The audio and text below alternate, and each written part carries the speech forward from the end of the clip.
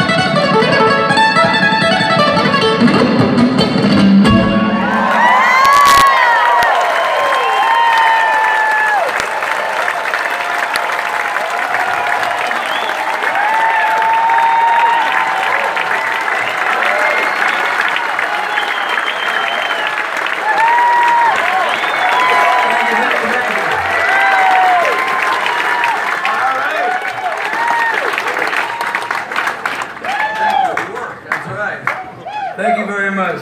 So this show is being advertised as a show called The Pilgrim. Camera's down. No, the whole thing, right? There's 4 people know what that means. What The Pilgrim is, you have the record right there. All right. 20 years ago. First of all, I made a record called The Pilgrim. Does anybody here remember the 90s? Well, congratulations. I don't. In terms of country music world, the 90s were unprecedented. I mean, the numbers just went global. It blew up. We started getting more buses, more trucks. The music got louder and louder and louder and louder. It was just crazy. And we had a bunch of hits. Sold a lot of tickets. But traveling into the 90s one day, I went, you know what? I don't like the way I sound. I don't like my band anymore. I don't like the way that we're making music. It ain't rock and roll. It ain't country. It ain't nothing. I need to do something. So I started looking for a way to go to a deeper place in my heart. And radio started not playing my records, and I chased for a minute, and I thought, you know better than this, Marty Stuart. Lester Flatt and Johnny Cash taught you better. Don't chase, follow your heart at any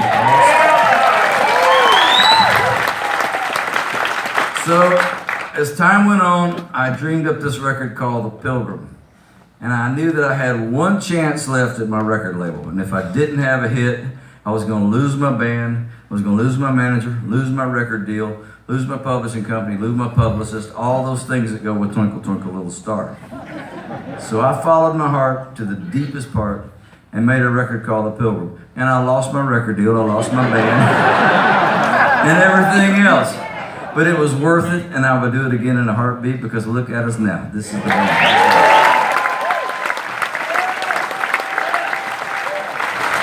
How many of you have seen the Ken Burns special? Good. It's really good. It's a solid piece of work. So Ken Burns and I agree that when it comes to country music, it is about our stories as American people. That's what makes country music twirl, and it's what makes it great. You're welcome. You're welcome. I love you too. Thank you very much. And there was this story that happened in my hometown of Philadelphia, Mississippi.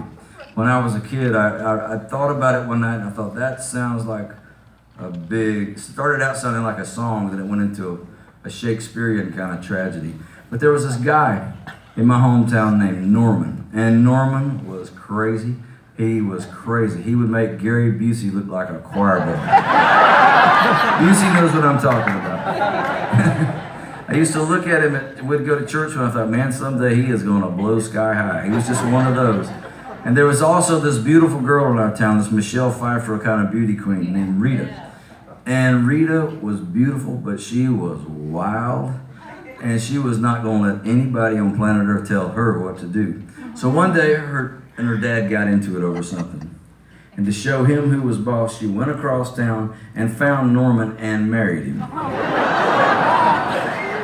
Upon hearing it, her daddy said, well, God bless her and God help her because she has met her match this time.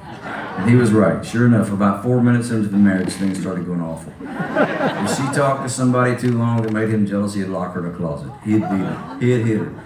He'd treat her bad. Wouldn't let her wear certain clothes. Wouldn't let her talk to her family. Wouldn't let her talk to her friends. He alienated her from everybody. And so she worked at the hospital in Philadelphia. And there was a fellow from 35 miles away in Meridian who was a co-worker.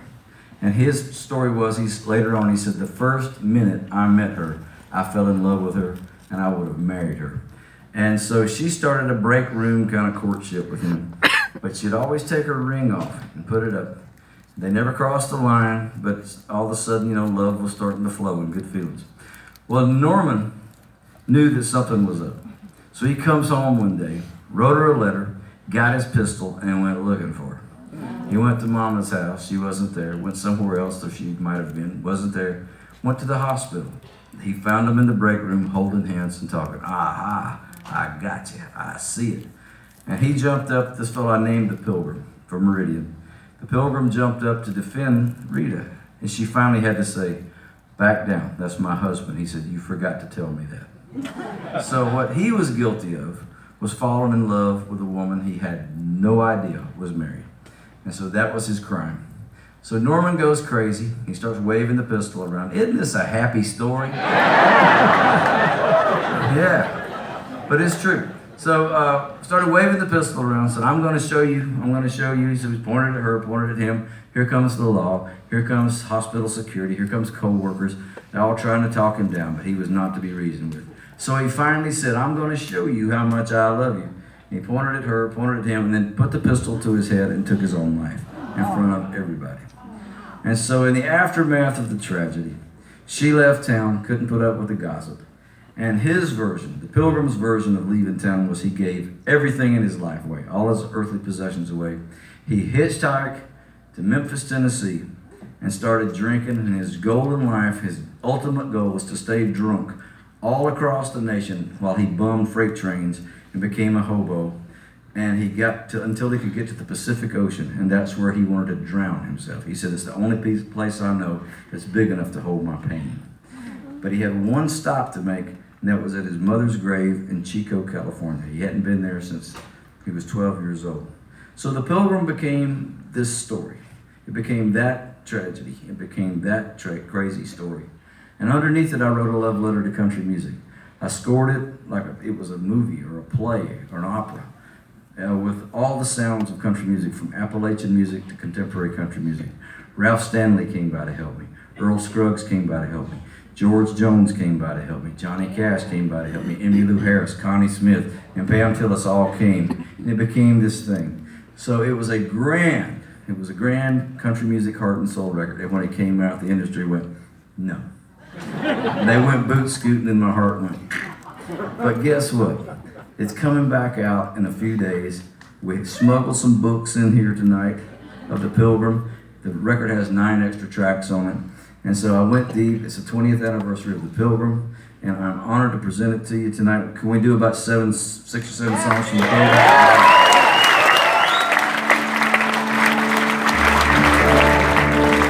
You've never heard them, but hang on. We'll take you on a journey across the nation. It's called Sometimes the Pleasure's Worth the Pain. Handsome?